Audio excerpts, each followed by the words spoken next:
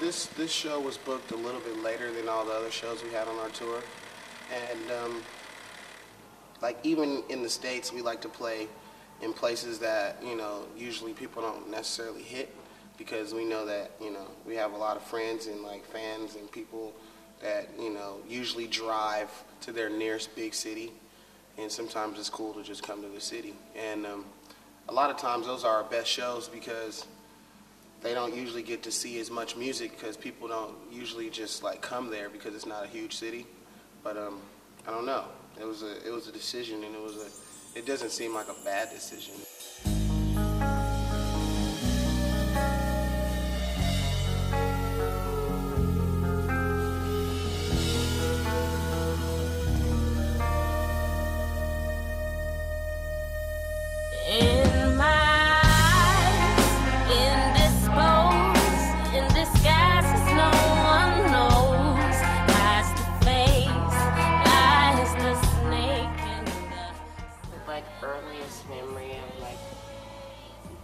Wanting to be a performer was probably stemmed from just like Christmas cookies with my mom.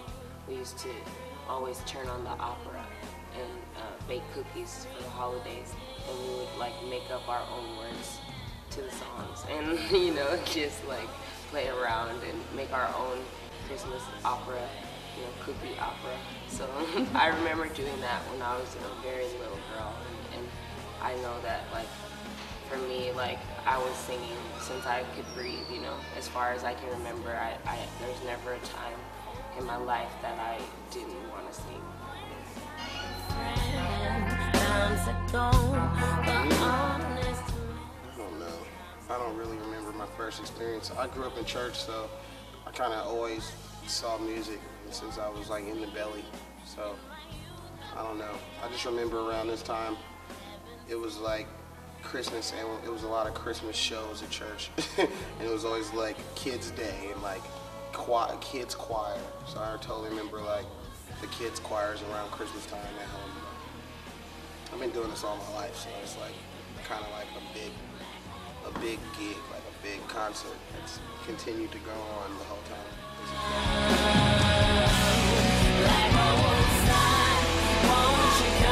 What was the motivation to create your own band with your best friends?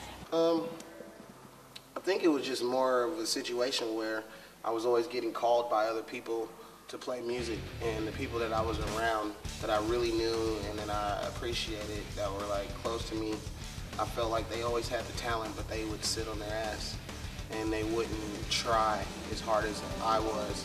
So it was kind of like in a situation where it's like, now that we have, now that I have a little bit of time and a little bit of knowledge about like what's going on in places that aren't like home, then it's like, all right, let's put something together so now we can like travel and like see the world with people that I know and I like, instead of being out with people that I don't necessarily know, who don't necessarily even have as much talent as the people that I'm around when I go home.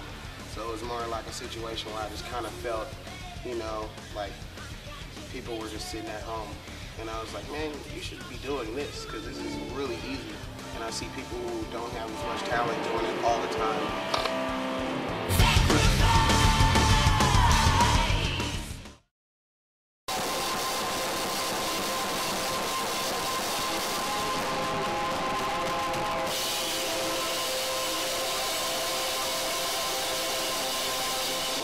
I think a lot of people who play drums haven't had the amount of time of practicing that I've had, and like playing a lot of gigs. Like I would have drum teachers that would totally let me like come and sit in on their shows, and let me come and like they'll be playing a gig and I'll be sitting behind the riser. So I got to watch a lot of people. And then I took a lot of drum lessons from like a lot of really good drummers. And I was always that kid who would take drum lessons, and somebody would show me something and I would come back to the lesson and I could play circles around what they could show me. It was mainly because I really wanted to prove to people that I could really play. And where I live at, and growing up in church, everybody's so like competitive, even though it's not like a a personal, like, you know, I'm gonna be better than you. It's not like that, but it's like a friendly competition a lot of times. I just like, you know, I don't know, I just went with it. Like, I basically just was like, oh man, next time I see Ronald, I'm about to be whooping his ass. And then like he'll be like, next time I see him, I'm gonna be whooping his ass. And it just kind of got like that, but not with just him, but like multiple drummers where we just always tried to be like you do this, I'm gonna do that. And I don't know. And then when I totally dived into like doing other styles of music, I just started combining all the different genres together, you know, which kind of like made things weird too, because especially growing up the way I grew up, a lot of people, you know, are like, I'm playing jazz, and then they're like, I'm playing rock, and I'm playing hip hop, and they never really figured out how to mesh all the genres together. And that's kind of what I'm experimenting with, is just meshing all the different influences and the genres together, and just making it one big thing, and not making it almost seamless. So I'm like going between all the different styles of music, but like you can't really tell.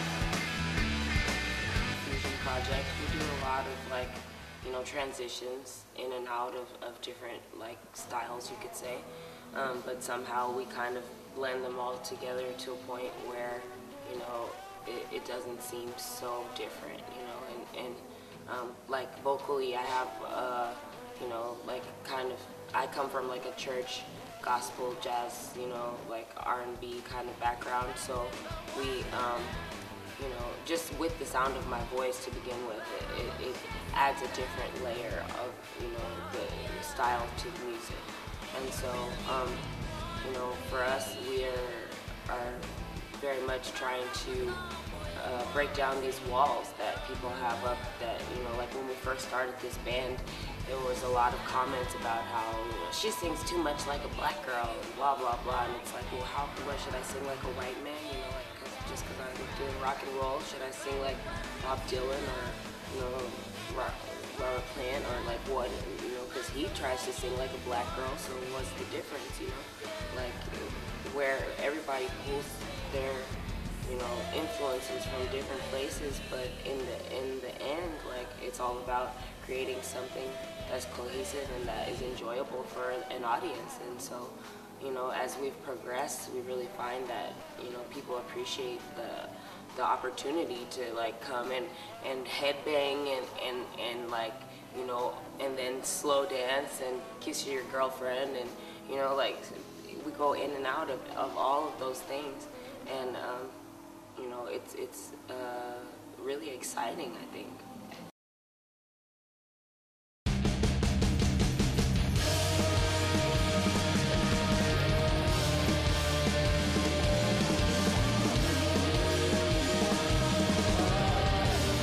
For me, you know, like, that's a saying from home, you know, fluorescent's unforgiving. They say, like, you know, you go somewhere and you go under these fluorescent lights, and if there's anything wrong with your face, you know, like, it shows in the light, you know. And so for me, it was like talking about shining a light on these secrets that they try to hide from us. In the US especially, there's so much propaganda and things that, you know, they're trying to cover up in the government. They don't want us to know, you know, and there are ways that people are living, and they try to portray, you know, America, the American dream, all this, you know, and make it sound so great. But underneath all of the, you know, pretty stuff or whatever, you know, like, there's, you know, I talk about the black budgets and, you know, like the secret projects that they have going on, and the drugs and the, you know, type of smuggling and things that they've been carrying on for years and years in the United States, bringing drugs into the black community and been enslaving, you know, young black people in the prison industrial system, you know, based on harsh regulations that they place on, you know, like crack and cocaine in the States is two different things. And for a person like some old white man to be caught with a bunch of cocaine is less penalty, you know, than for a young black man to be caught with one little tiny rock of crack, you know? It's a giant trap. It's a giant, like, and then they put them in prison for years, and they use them to build whatever, you know, stuff they want. You know, they're basically using these young people for slave labor in prison, and just it's like a never-ending cycle, you know. And they're taking all of these young people out of their neighborhoods, and then they're going and gentrifying and building up these new condos and moving all of these white people and hipsters and whatever, you know, into the hood. And it's just, you know, just about, you know, making people aware about what is really going on in our society and what's not. You know, like some people, they hear that song and all they hear is, you guys smoke weed, like you just, you know. And it's sad to me because it's like I say so much in that song.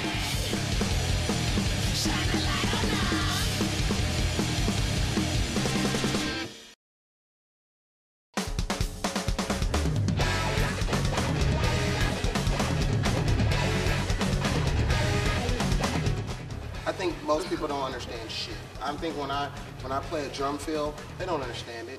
They just know it's fast and I hit every drum. You know what I'm saying? I think a lot of people in the world, I think like you are different because you go and you read the lyrics. Like when you listen to the music without reading the lyrics, you probably wouldn't know what she was talking about. You know what I'm saying? So a lot of people, like, you know, a lot of people these days don't go and read the back of an album cover. They don't read the credits. They don't know who's playing the keyboards. They don't know who's playing the guitar. They just care about if they like that one song, you know? And that's just because how people have just got dumbed down. Like back in the day, they would like All the music has a message. look at Jimi Hendrix and they would go look at the back cover and find out who did the album art. You know, now people just don't. Like some people care. Buy CDs. They just download music on their So it's like, it's a different culture. But I feel in some ways it's cool though too, because it's like if your music's cool enough, people will listen to it over and over again and hopefully they got something from it. Where it's like, you know, you listen to the same shit on the radio over and over again and you get nothing from it and you're walking around singing Rihanna's Umbrella song and you don't know why. And you know all the lyrics but you don't really know why. So I think that's the cool part about, you know, music in a whole is that, you know, people dig it, they dig it, you know. But I totally don't believe people are that smart anymore. It's not possible. Music is my best. I want to use my opportunity to speak to the world just to say nothing. I want people to know that there's so many people that say nothing, and I would rather not be one of those people.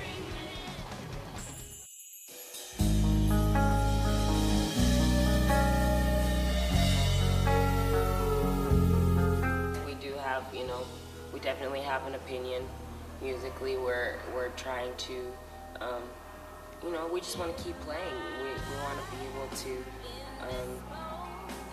continue to open people's eyes to the fact that you don't have to be stuck in a box and you don't have to be confined by, you know, just what they tell you. And you can explore musically and you know, socially, you know, like you don't have to be limited to, you know, whatever they tell you, you know, because they could tell us, they when we first put our record out, they put us in the hip-hop section.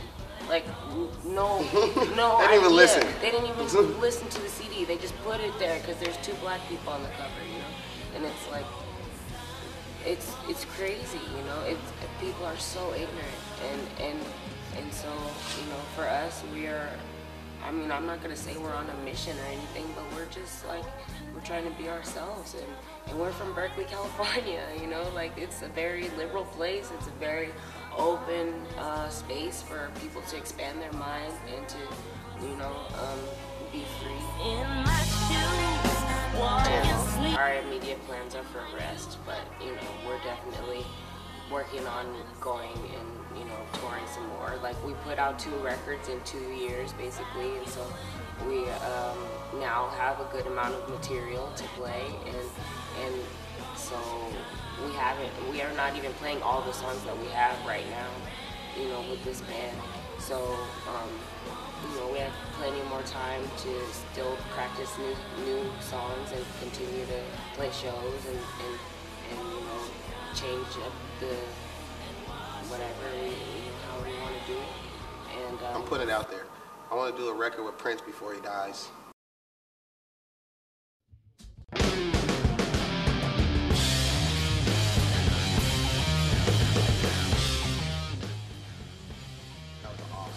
It was a silent sneeze. I was wondering how she was gonna get away with it. That must have hurt.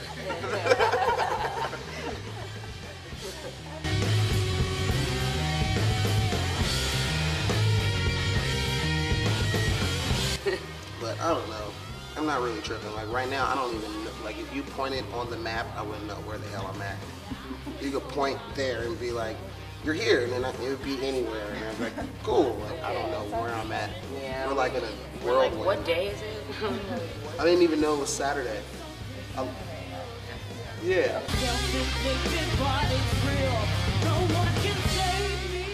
I'm not loud. The whole place leaves. Right? I'm not loud. What are you talking about? I already tired from later. So I don't know, maybe he's dead.